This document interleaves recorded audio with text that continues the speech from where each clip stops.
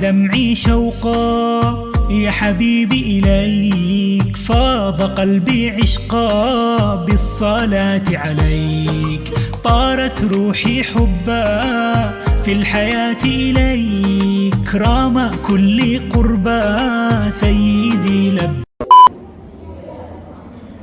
Assalamualaikum warahmatullahi wabarakatuh. Waalaikumsalam warahmatullahi wabarakatuh. Di sini kami akan mempresentasikan tentang akuntansi suku. Kami dari kelompok 1, perkenalkan, nama saya Anisya Jastuti dan ini rekan saya Fitrajul Nazila. Dan ini Anggun Dewi Saranani, Dewi Sukma Ayu, Sarwananda Witama, dan Ayu Anissa Fatmasari.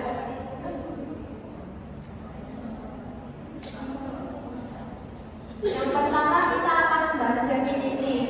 Suku yang secara resmi didefinisikan sebagai obligasi syariah, merupakan surat berharga jangka panjang pasar modal syariah yang penerbitannya harus didasarkan pada prinsip-prinsip syariah Islam. Instrumen ini diterjemahkan oleh emiten kepada investor, di mana emiten wajib memberikan pembayaran pendapatan secara periodik.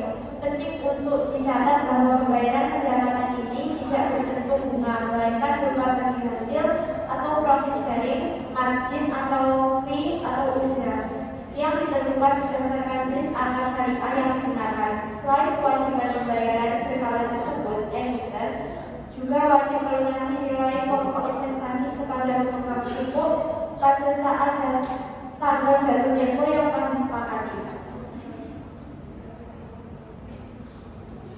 Yang kedua, kita akan membahas perbedaan obligasi syariah dan konvensional.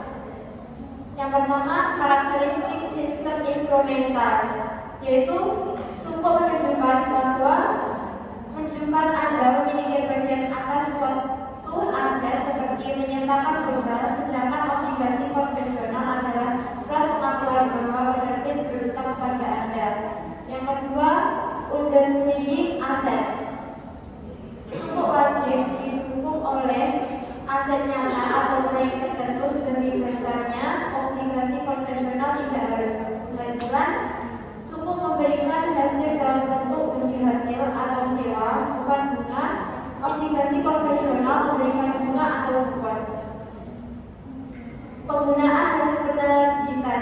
Dana yang diperoleh dari penerbitan suku hanya boleh dilakukan untuk kegiatan atau proyek yang halal atau sesuai syariah. Syariah investment, suku wajib mendapatkan persetujuan dan pengawasan dari Dewan Pengawasan Syariah atau yang setara untuk memastikan kepatuhan pihak yang terkait.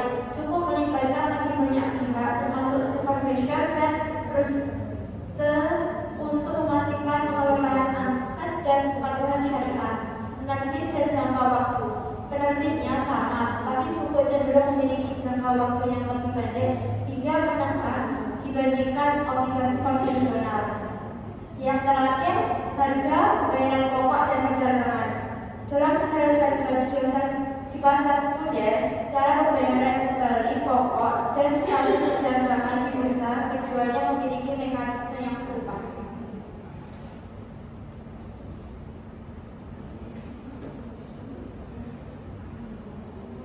Selanjutnya akan dibacakan oleh Anggun Dewi Saranani. Selanjutnya dari suku. Suku yang paling banyak digunakan di Indonesia saat ini adalah suku Mudoroba, Isdra, dan Wakala, di mana MUI telah mengeluarkan fatwa untuk ketiganya. Struktur Mudoroba dianggap lebih luas untuk pengelolaan dana besar dan jangka panjang. Perbedaan utama di antara jenis suku ini terletak pada penerbitan penetapan pendapatan, pemegang suku berbasis akad mudoroba dan musyarakah. Penerima bagi hasil yang besarnya tidak tetap karena tergantung pada kinerja pendapatan yang dibagi. dihasilkan.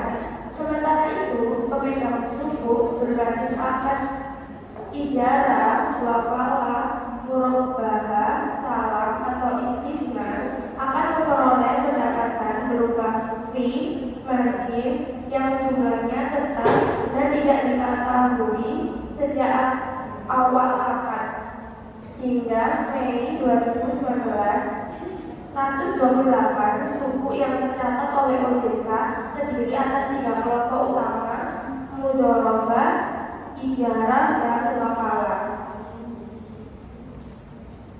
Suku mudharabah. Akad mudharabah merupakan akad kerjasama di mana suatu pihak investor atau pemegang suku menyediakan modal atau dana dan pihak lain emiten pengelola dana tersebut dalam kegiatan usaha. Pemegang suku bertindak sebagai pemilik modal sahibul mal, sementara emiten bertindak sebagai pengelola mudharib dalam mudharabah. Imbalan hasil yang diterima investor berfluktuasi mengikuti kinerja proyek yang dibiayai dan disesuaikan dengan nisbah bagi hasil, sedangkan dalam obligasi konvensional kupon atau bunga yang diterima investor umumnya tetap atau tidak terpengaruh kinerja proyek. Risiko dalam suku mudharabah lebih besar daripada obligasi konvensional karena imbalan hasil tidak pasti, tetapi potensi imbalan hasil yang didapatkan bisa lebih besar jika kinerja proyek sangat baik. Selanjutnya diterangkan oleh Razia.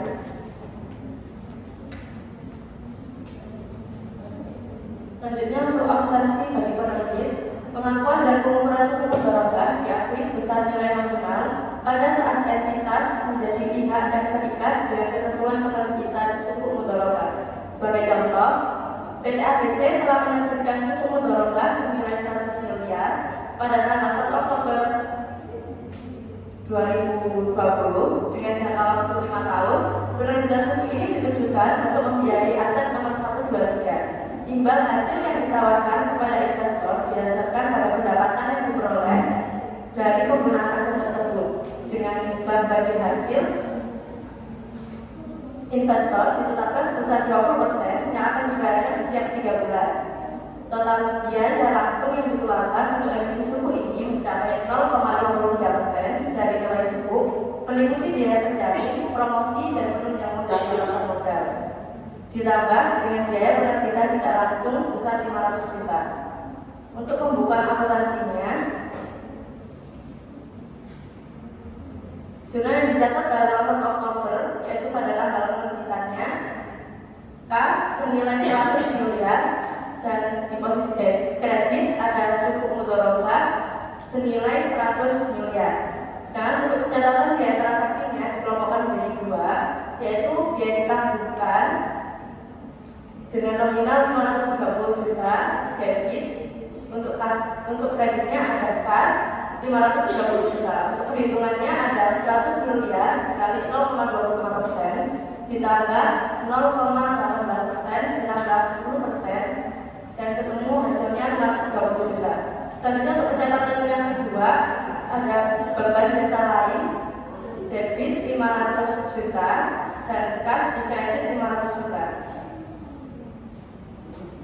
Selanjutnya untuk pencatatan imbalan hasil suku untuk investor adalah bagi hasil. Bagi hasil yang menjadi hak investor diakui sebagai pengurang pendapatan, bukan sebagai beban. Contoh imbal hasil yaitu keuntungan pada 3 bulan tersebut adalah 18 miliar.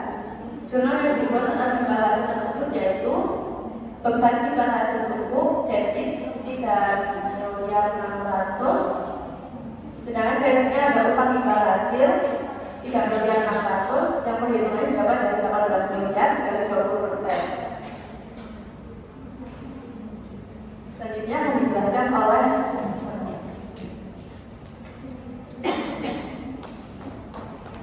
selanjutnya adalah akuntansi untuk investor. Klasifikasi investasi suku sebelum pengakuan ditentukan berdasarkan 2 faktor utama. Yang pertama adalah model usaha entitas dan sifat arus kas kontraktual. Secara garis besar, investasi diukur pada harga perolehan yang monetisasi. Jika entitas bertujuan untuk menahan suku hingga jatuh tempo demi mendapatkan arus kas kontraktual, jika model usahanya bertujuan untuk menahan dan menjual secara intens dan suku tersebut menghasilkan arus kas kontraktual, dan menjual secara intens dan suku tersebut menghasilkan arus kas kontraktual, maka pengukuran dilakukan pada nilai wajar melalui penghasilan komprehensif lain (FIOC).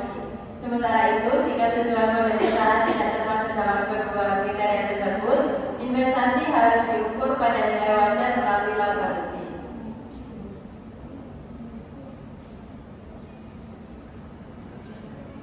Contohnya, pada PT ABC menerbitkan suku mudharabah senilai 100 miliar pada 1 Oktober 2020 dengan tenor 5 tahun untuk membiayai satelit 123. Suku ini menawarkan nisbah bagi hasil 20% dari pendapatan aset yang dibagikan setiap 3 bulan. Bank XYZ kemudian membeli 10% dari suku tersebut, yaitu sebesar 10 miliar. Bertujuan untuk pembelian Bank XYZ adalah untuk memperoleh arus kas kontraktual yang menunjukkan bahwa investasi ini kemungkinan akan diukur menggunakan harga perolehan diamortisasi dengan biaya transaksi sebesar 0,1% ditambahkan ke nilai perolehan.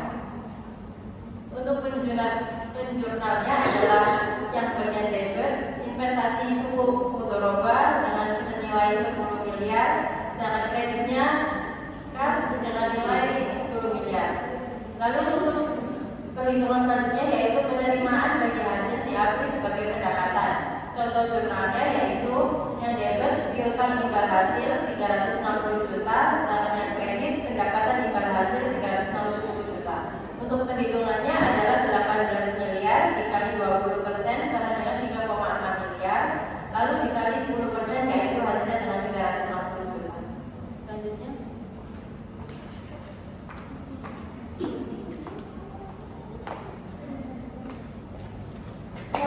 suku ijarah. Suku ijarah merupakan suku yang menggunakan akad sewa sehingga pendapatannya bersifat tetap berupa fee ijarah atau pendapatan sewa yang besarannya sudah diketahui sejak awal obligasi diterbitkan. Pemegang suku ijarah merupakan pemilik aset manfaat yang menyewakannya kepada pihak lain melalui emiten sebagai wakil. Emiten dalam kedudukannya sebagai wakil dan pemegang suku ijarah dapat menyewa untuk dirinya sendiri atau menyewakan kepada pihak lain. Pengakuan awal penerbitan suku. Pengakuan suku ijarah diakui sebesar nilai nominal disesuaikan dengan premi atau diskonto dan biaya transaksi terkait penerbitan biaya emisi. Biaya emisi langsung diakui sebagai pengukuran nilai suku. Biaya tidak langsung dibebankan sebagai beban periode berjalan. Contoh penerbitan suku. Perusahaan ABC menerbitkan suku ijarah senilai 100 miliar pada tanggal 1 Oktober 2020 untuk jangka waktu 5 tahun dengan perhitungan 1 tahun 360 hari. Suku ijarah tersebut diterbitkan pada nilai nominal ujrah atas obligasi tersebut adalah sebesar 4,4 miliar per tahun. Imbal hasil akan dibagikan setiap 3 bulan. Biaya dikeluarkan terkait dengan penerbitan emisi antara lain biaya pinjaman efek sebesar 0,25%, biaya profesi penunjang pasar modal 0,18%, biaya penunjang lembaga pasar modal 0,10%. Sedangkan biaya penerbitan tidak langsung yang dikeluarkan adalah 500 juta.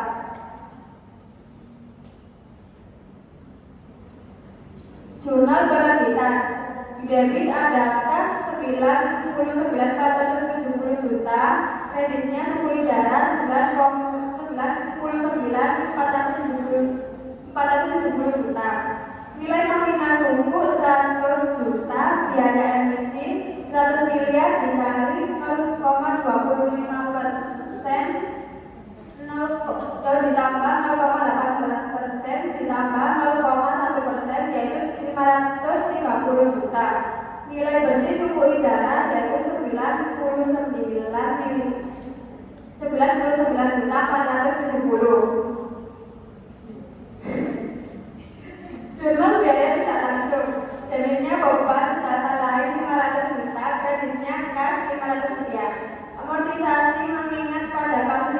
ada premium dan diskon, maka amortisasi hanya dilakukan atas biaya penerbitan suku saja. Jurnal yang dibuat menjadi dalam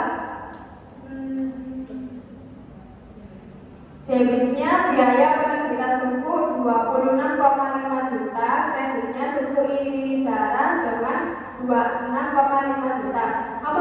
Amortisasi biaya penerbitan suku emisi dilakukan selama periode suku yaitu 3 bulan. 530 juta dibagi 60 dikali 3 yaitu 26.500.000. Imbal hasil suku untuk investor adalah fee atau ujrah yang diakui pada saat terutang. Jurnalnya yaitu dalam debit yaitu beban imbal hasil suku 1.100 rupiah, kreditnya utang imbal hasil 1.100.000.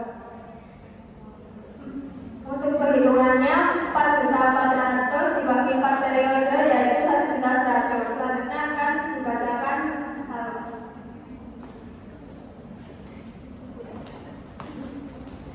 Akuntansi untuk investor. Investor harus menentukan klasifikasi investasi. Ada perolehan memperoleh akses kontraktual, dilewatkan melalui penghasilan komprehensif lain, yaitu ORG, memperoleh akses kontraktual dan intens menjual suku. Dilewatkan melalui label fee jika modal usahanya bertujuan untuk kedua hal di atas. Contoh pembelian suku ijaran. Usaha KBC menerbitkan suku ijaran dengan nilai 100 miliar pada tanggal 1 Oktober tahun 2000 dengan masa 5 tahun dengan perhitungan 1 tahun 360 hari. Suku ijaran tersebut diterbitkan pada nilai nominal. Tunjangan atas obligasi tersebut adalah sebesar 4,4 miliar per tahun. Imbal hasil akan dibagikan setiap 3 bulan. Dan XYZ membeli 10% dari jumlah suku yang ditambahkan oleh PT ABC. Tujuan pembelian ini adalah untuk memperoleh akses kontraktual.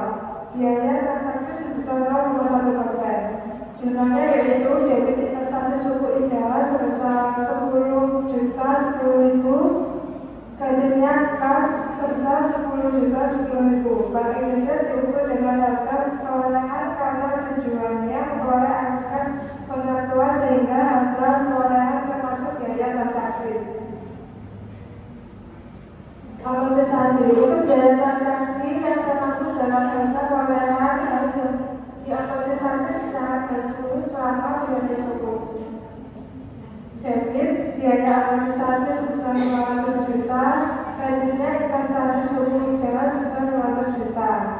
Biaya amortisasi didapat dari 0,1% dikali 10 miliar dikali 3 dibagi 60 sama dengan 500 juta. Penerimaan bagi hasil yang diakui sebagai pendapatan. Jurnalnya debit piutang imbal hasil 1,1 M, kredit pendapatan imbal hasil sebesar 1,1 M.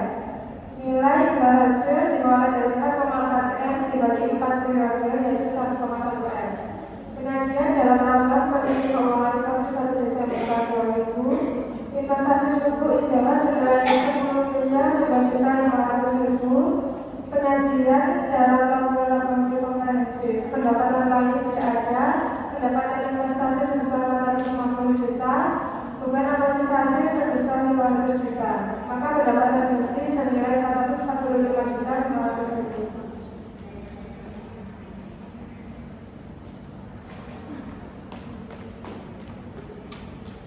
Baik teman-teman, kita sudah di akhir presentasi. Kami persilahkan kepada teman-teman yang ingin bertanya.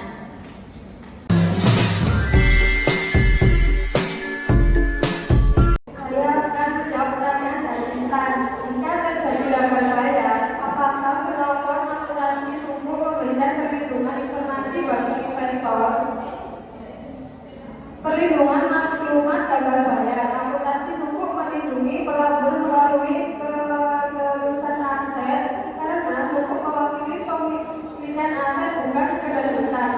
Pelabur mempunyai hak maklumat yang jelas mengenai nilai aset yang boleh dicairkan dan pendanaan risiko secara berkala dalam laporan keuangan jika berlaku kegagalan bayar.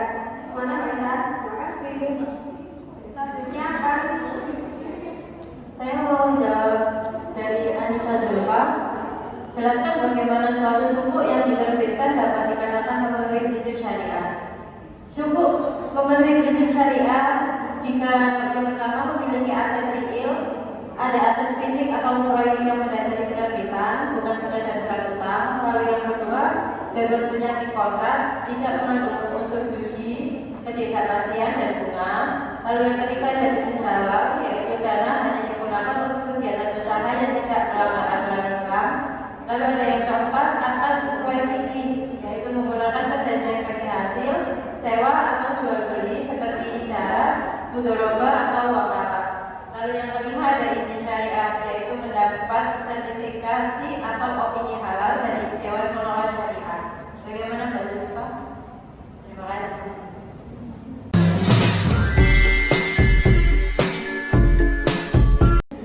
Saya akan menjawab pertanyaan dari Cindy. Apabila proyek yang dibiayai dengan suku menghasilkan pencatatan tidak stabil, bagaimana entitas menentukan estimasi arus kas masa depan untuk tujuan pembayaran?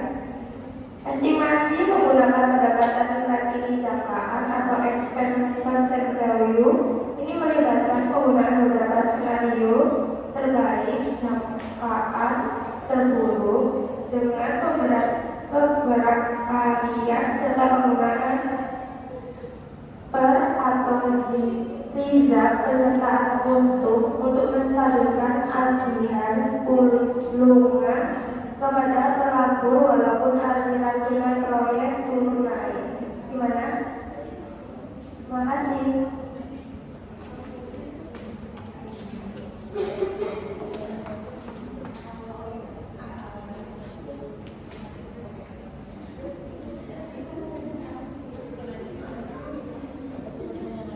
Satu pertanyaan lagi yang ingin bertanya.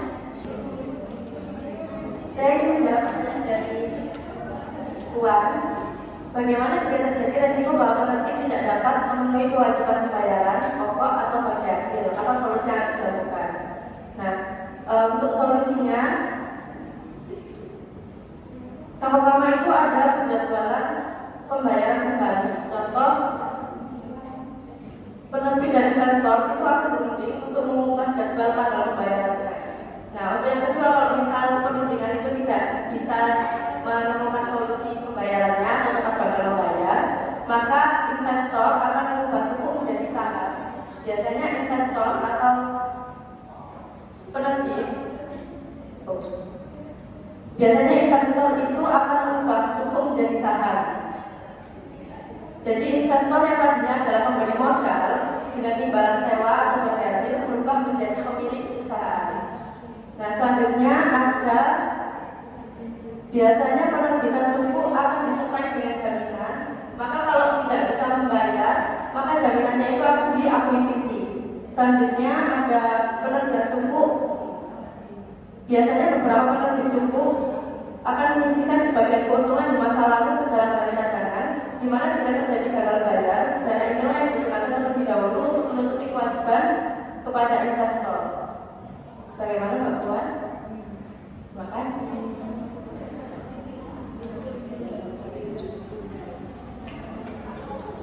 Sekian dari kelompok kami. Billahi taufiq wal hidayah. Wassalamualaikum